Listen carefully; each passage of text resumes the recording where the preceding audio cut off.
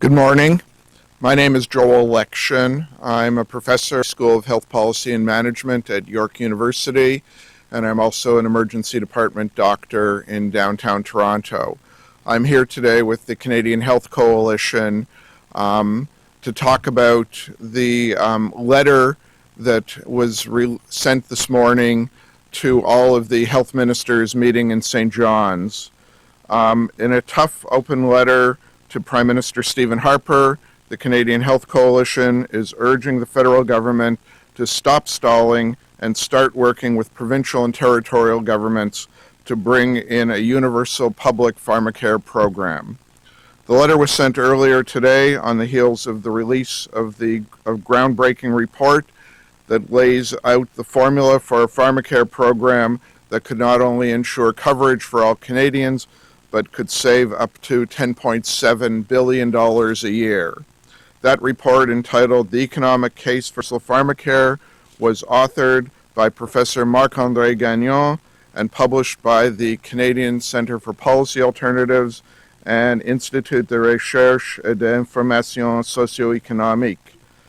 We are urging the Prime Minister to read this important report, stop washing his hands of this issue by passing the drug bill to the provinces, and show some real leadership by acknowledging the essential role of the federal government in establishing a fair and effective drug insurance plan for all Canadians. A copy of this report has been hand-delivered this morning to each of the country's health ministers meeting in St. John's, Newfoundland, and we urge them to read it and to take heed of what it recommends. Thank you very much.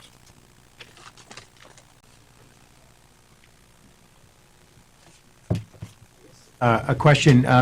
Help the ordinary Canadian understand how a universal pharmacare program would reduce the cost of brand name drugs and make it cheaper for everybody.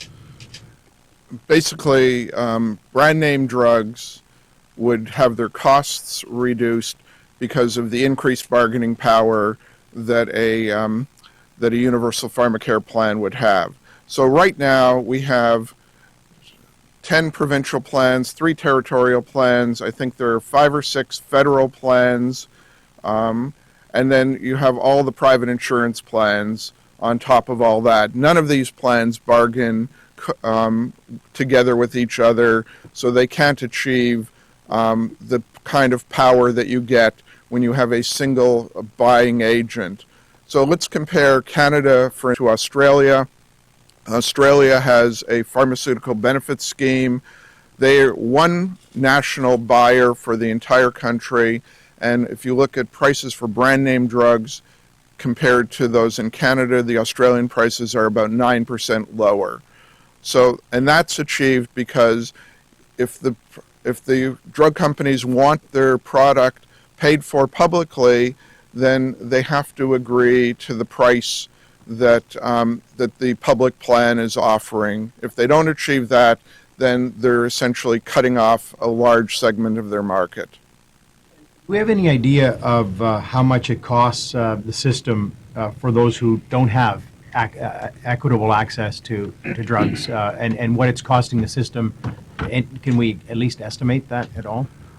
It's hard to be sure, but right now we have somewhere in the neighborhood of 1 or 2 million Canadians who are totally uninsured, and we have another 3 or 4 million who are underinsured.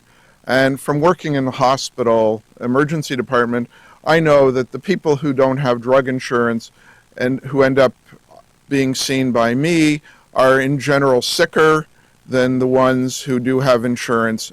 You don't get your antibiotics early enough to treat the pneumonias. People who have diseases like diabetes can't afford their medications, so their diabetes gets out of control, which ends up leading to cardiac, kidney, eye problems. So although we don't know for sure, what we do know without any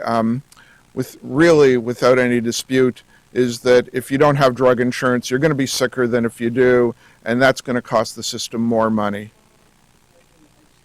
On The studies, they said that one of the cost savings, one of the biggest cost savings are the improving therapeutic choices. And I think they made reference to the fact that doctors are perhaps, pushing some of the drugs that the pharmaceutical companies are advertising. And can we realize such a significant cost in that area? And is that a real problem? In some cases, in some classes of drugs, it certainly is a problem. So, for instance, for the treatment of high blood pressure, the first line agents are what are called the water pills. They've been around for 50 years. They cost 2 cents a pill. The newer classes of high blood pressure medications, which are no better on average than the water pills, are costing $1.50, $2 a pill.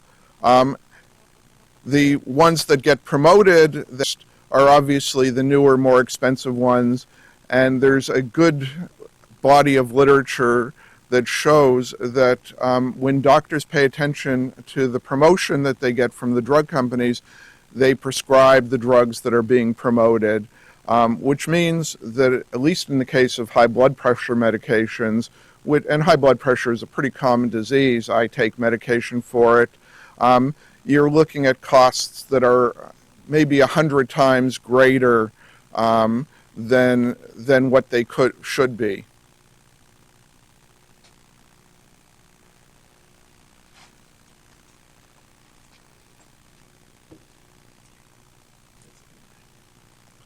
Okay.